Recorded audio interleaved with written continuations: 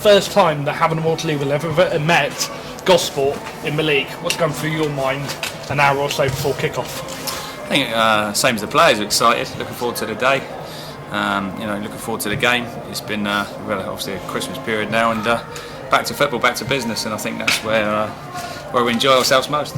And talking about enjoying themselves, how important has it been that the lads have been sensible over the Christmas period and haven't overindulged, ready for today's game when hopefully they can pick up 3 points? Yeah, very important. I think professionalism over this type of period is of the utmost importance, really, and it could be the difference of winning and losing. But we've got to make sure that we give ourselves the best chance possible to get points today, and not look back and have any regrets. And I know my players have done that, and that's all I can control. And a lot of people were tipping Gosport as possible relegation candidates, along with Dorchester and Whitehawk. Gosport have actually so far stayed out the relegation zone for most of the season. How impressed have you been with Gosport so far this season? Yeah, well, I think it took them sort of 5-6 weeks to get to grips with the league. I think that would be a fair comment. And now of late, in the last sort of 6 or 7 weeks, they've really picked up. You know, they've beat some good teams. They've conceded a goal for 5 games, and that takes some doing. And they've done well. And it's been almost like old boys reunited. Mick Catlin was there as assistant manager before. We've had Nathan Aspinall here, Sammy Igo. The list goes on. What's going through your players' mind, bearing that in mind that some of the players in the Borough lineup were actually here, teammates, less than about a year or so ago? Yeah, but you come across that in football all the time, and it's all the players got to do is worry about their own jobs and their teammates here, and let other players worry about theirs. You know, it's the old saying, control the controllables, and I think some of the players will come here with maybe a little bit of a point to prove, but that's the way the game is. We've got to make sure we don't allow them to do that. And heading into today's game from a Havant Waterlooville perspective, are there any injury concerns, or is it all fit, raring to go after the Christmas period? Only Jake Newton still from his back at Whitehawk. He's not available, but everyone else is fit and fine, raring to go. And how long are we expecting Jake to be out for? I think he should be available for the Farnborough game. So the next game, so hopefully he's very close now. He's going to do a bit of running today, and hopefully no reaction, he should be fit. Well, cheers Lee, thanks for talking to us. Thanks very much. Afterwards.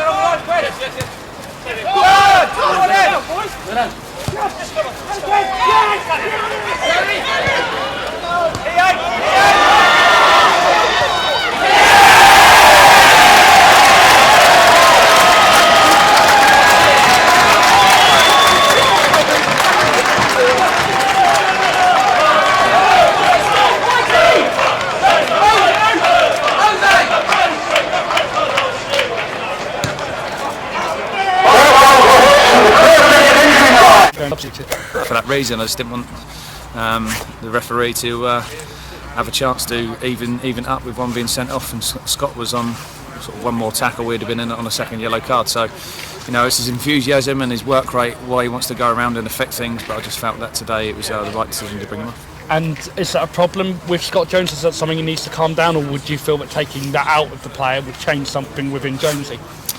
Both really. I think he's got to be sensible, and you know, with it being Derby Day, emotions can get a little bit high. But from where we were stood, it looked like he got the ball when he's gone into the tackle. But I think because both feet come off the ground from where we were, but he's got the ball.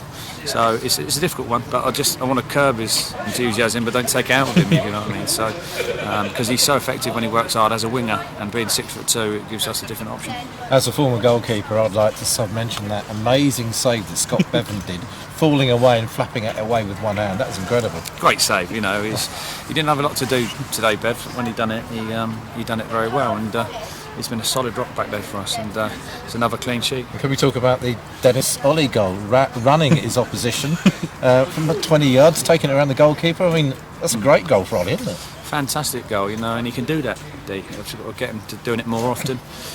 He's quick, he's strong, he's got good feet. He concentrates a lot of the time on linking the play. But we want him to do more what we've done today, whereas turning and running at defences, because he terrifies defences when he does that. And we're on to the next game, which is Farnborough. Farnborough have lost 4-0 today against Basingstoke. Obviously that's going to be playing on their minds. How are we now approaching that game, having won here, and Farnborough suffering a heavy defeat at Basingstoke?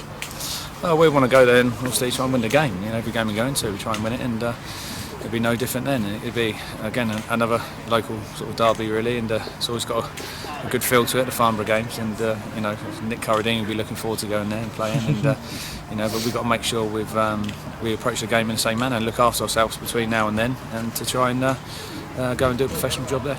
Would you say, Lee, that you was equally impressed with the clean sheet as you were with all the goals?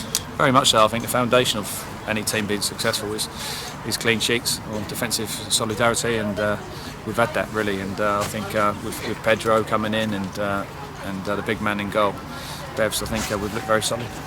And it must have been nice to get a 3-0 win over your former teammate Sammy Igo. Yeah. I mean, Sammy's always been a very close friend of mine, and I feared when he came on because he's got the ability to change a game, and as you would know from his time here. Yeah. And he's put in a couple of great balls for them to have half chances with. So I'm pleased. I've got the winning. I was on the winning team today, but there's another game on New Year's Day. Well, let's hope he's not celebrating in front of you in Privet Park. Lee, thank you very much for joining us. Thank you very much. So Hawks FM with manager Alex Pike. Alex, Gosport have lost today. How did you see the game from your dugout? With my eyes. Oh, I knew you were going to ask that. Oh, brilliant. At least we've got a sense of humour after we just had a defeat. Today I saw what I thought was the strongest Havant Waterlooville side that I've certainly seen in 8 years that I've been at Gosport. There's always a danger when someone gets sent off and you go down to 10 men that people want to talk about that situation rather than Havant Waterlooville, and I think that Lee Bradbury and Sean Gale have done a fantastic job at this football club. I saw strength, I saw power, I saw pace, I saw organisation. You know, and that's always difficult. You know, we knew when we came here today that we had a mountain to climb, and that mountain got a lot higher when the referee decided to send off Brett Pope. I have to talk about the negatives. Obviously, Brett Pope, you've mentioned, has been sent off. In your view, was it a sending off? I've made a policy that I never go on air and criticise referees, and the same as a radio station. What I will say is that I know the referee personally, I know the family personally. I came here today with preconceived ideas about his ability as a referee, and anything he'd done this afternoon just cemented those views. OK, well, we'll move on from the referee's performance. Moving on to the pitch, how do you think that your Gosport team actually performed overall? Were you pleased with the way they played, or were you disappointed? No, like I said to you, when you're disappointed in the first 20-25 minutes, felt we never really we gave it a go. I think we probably gave them a little bit too much respect.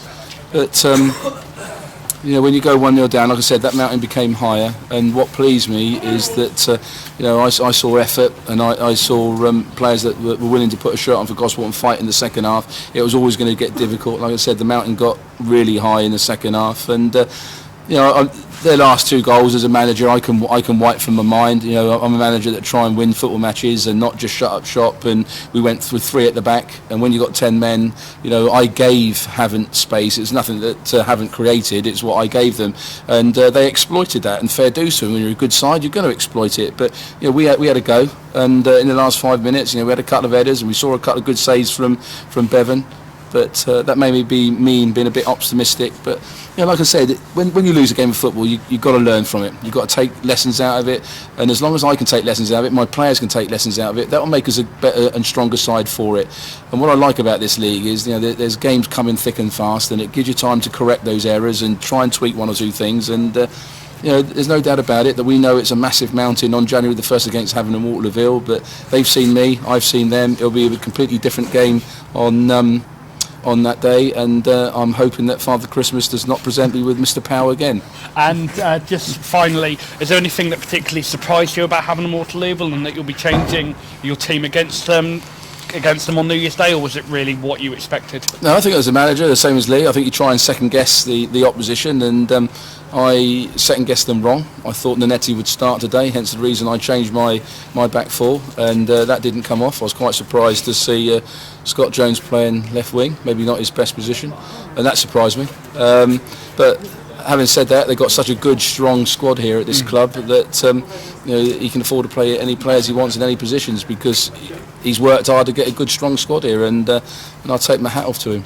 Well, cheers, Alex. Best of luck with Nick Ciardini. Nick, having a Waterlooville winning by 3-0. You're in midfield. Talk me through your performance today from your view. Myself, probably a bit bitty performance. I mean, it was really heavy, the pitch. I mean, I don't know how the guys got it on. I mean, the ground staff have done so well to get it on. And we've gone 1-0 up. Cabs, great work, great pace, and he deserves his goals like that recently. And then we've gone in, they've got their player sent off, unfortunately. I mean, I thought he was that one he actually got booked for. I think it might have been a bit harsh, but he put in 2 absolute reckless tackles before, and you could see it maybe happening. And then we carried on, scored again. Another great run, great bit of pace, left people behind and finished well. And then Prez has put the icing on the cake. So yeah, 3-0, great result. You take it. So we just keep pushing forward. A couple of the players said the referees thought the game was 2-stop-start. Your view? I think it's always going to be difficult for him. The conditions didn't help, and I mean he wants the game to play. So we're trying our best. I mean it's probably a bit more from them than us, but I can't think you can criticise them too much. And next up is Farnborough. Now I know a certain little someone who used to play for Farnborough. How up for that game are you on a scale of 1 to 10? I'm very up for it. I mean, I just hope. Obviously I live down the road, so I've seen the rain they've had over the last couple of days, and supposedly it's due again tomorrow. So I'm praying it's on. Really, I mean, I've just seen their result as well. They've just lost the local derby 4-0, so they'll be wanting to put that right, and hopefully we want to be building. So hopefully we can put ourselves a bit more of a gap between the 2 of us. And any danger of upsetting any more of their fans with another somersault celebration? Well, I think I backed myself to score, but I don't think I'll be celebrating like that. A lot of my friends are there, so I might get my ear pulled. Yeah, I might get pulled on that one. Cheers, Nick. So it's Lee Roberts, Hawks FM with Nick Ciardini. Nick, having a Waterlooville winning by 3-0. You're in midfield. Talk me through your performance today from your view. Myself, probably a bit bitty performance. I mean it was really heavy, the pitch. I mean I don't know how the guys got it on. I mean the ground staff have done so well to get it on. And we've gone 1-0 up. Cabs, great work, great pace, and he deserves his goals like that recently. And then we've gone in, they've got their player sent off, unfortunately. I mean I thought he was that one he actually got booked for. I think it might have been a bit harsh, but he put in 2 absolute reckless tackles before, and you could see it maybe happening. And then we carried on, scored again. Another great run, great bit of pace, left people behind and finished well. And then Prez has put the icing on the cake. So yeah, 3-0, great result. You take it. So we just keep pushing forward. A couple of the players said the referees thought the game was 2-stop-start. Your view? I think it's always going to be difficult for him. The conditions didn't help, and I mean he wants the game to play. So we're trying our best. I mean it's probably a bit more from them than us, but I can't think you can criticise them too much. And next up is Farnborough. Now I know a certain little someone who used to play for Farnborough. How up for that game are you on a scale of 1 to 10? I'm very up for it. I mean I just hope. Obviously I live down the road, so I've seen the rain they've had over the last couple of days, and supposedly it's due again tomorrow, so I'm praying it's on. Really, I mean, I've just seen their result as well. They've just lost the local derby 4-0, so they'll be wanting to put that right, and hopefully we want to be building. So hopefully we can put ourselves a bit more of a gap between the two of us. And any danger of upsetting any more of their fans with another somersault celebration? Well, I think I back myself to score, but I don't think I'll be celebrating like that. A lot of my friends are there, so I might get my ear pulled. Yeah, I might get pulled on that one. Cheers, Nick. Thanks very much. When I done it, you know. Doing that for me. Go on, Cabs. I'm done now. I'm done. Let's start that interview. Nah, mate, guess what? That's been filmed. Listen. This one.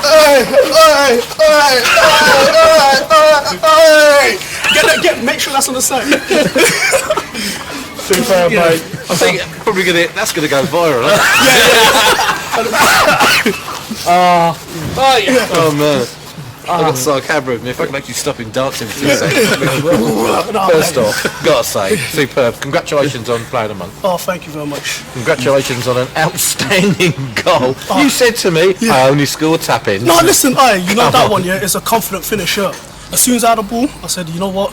As soon as Piercy, I tackled him or whatever. As soon as I got through this, I'm scoring. Scoring. Saw his legs open, just drilled it past him. He's never stood a chance, really, did he? No, definitely not. Now, before we do that, as he got the camera, what was the dance about? The dance basically, because Rich, we've had a bet and they basically bought out on the bet, so he bought me a pair of boots. So basically, he said if I scored today, or when I scored today, to do a little dance at Carlton, because they're saying I look like Carlton from Fresh Prince. Just a better dancer, but that's all right. And Sar, your strike partner, Dennis Ollie, got a goal. You're very obviously close with Dennis on and off the pitch. It must be nice to see you make a goal. Listen, when he scored, I felt I scored it. I just wanted to run off and celebrate my own. Listen, like, he's brought a lot to the team. Now he's scoring goals. He's not going to stop. I can tell. Confident guy, good player. And we can see on and off the pitch the camaraderie in the change room, out on the pitch. How important is that as a Havant and Waterlooville player to have that? To be honest, it's very important, because what it is, on the pitch we'll work for each other, you understand? So everyone's just bantering each other, everyone's like really close, so it's a very good thing. And just want to ask one final question, please. Can you do that dance one more time? We have got Havant doing the dance. Love it. See you later. Thank you very much. Winning player Dennis Ollie, you got your goal. Just tell us on the Hawks FM and YouTube your goal in your eyes. It came quickly, really. I think it come from Nigel. It sort of ricocheted, but I think I got a good turn on it, and I went past the player, and it sort of opened up. I just thought, let me just drive for the space. I see defender coming across, and I saw the keeper coming up. So I thought I'd take it early, so he hasn't got time to set himself, and it worked, thankfully. It was good to see after we talked before, and that post was your demon, wasn't it? But that's long since been expelled now, hasn't it? Yeah, I didn't like that post, to be fair. We had issues, but I think that's past now, and hopefully there's more goals to come. Was it nice to be able to score a goal of that calibre, though? I mean, you used strength, you used your power, and you finished it brilliantly. Yeah, it is. I mean, I've been trying to copy Cabs, he does that. Not just on the dancing. He does that for fun, but I thought let me show I'm not bad myself. I can do it. But it was nice to score a goal like that. Yeah, it does make me think, if you can do that regularly, then we've got Nanetti and you've got Cabs, it's going to frighten the life out of most oppositions, isn't it? Yeah, I believe it does. I mean, it's exciting when we're going forward. We've got a lot of pace in all areas, and goals come from all over the field, which is good. So wherever the ball is, left, right, centre, it's a goal for it. So it's a very exciting team to play in. And we've spoken about it in commentary about the little and large partnership. What is it that brings you and Cabs together to do that on any given day, on any given pitch? I think we get on off the pitch, we're friends off the pitch anyway, and it just makes it easier. We're just comfortable, we just know each other, but we don't really have to speak that much. We're just in that sort of position, and sometimes you just get a connection with a partner, and we've got that connection, so mate, continue. Have you actually had that before at a club, or was this the first time you felt, wow, I've got someone I can really rely on the pitch? This is the first real time. I mean, I've not really had a chance to play a full season up front. I've been put out in the wing here, and I've had bad injuries, but this is the first time I've been proper settled playing up front, running the games and that, and I think I'm reaping the rewards because of that. Well, we look at Cabs when he plays alongside you, and today he seems faster than ever. I mean, is he actually a superhero, or is he really that fast? I believe it. I don't think it's from this planet, but no, seriously. We did wonder. Yeah, no, he's. I've not seen pace like it. He reaches top speed so quickly, and defenders can't live with it. It's frightening. When he breaks, I'm breaking out to try and get there. I can't catch him. He's too fast. That's why he has a lot of shots. But yeah, he's Cabs. He's a great lad on and off the pitch, and he's a fantastic player. Well, Dennis, we'll leave it there. Congratulations on finally not hitting the post, him and that. We'll see you against Farnborough. Cheers, mate. Okay,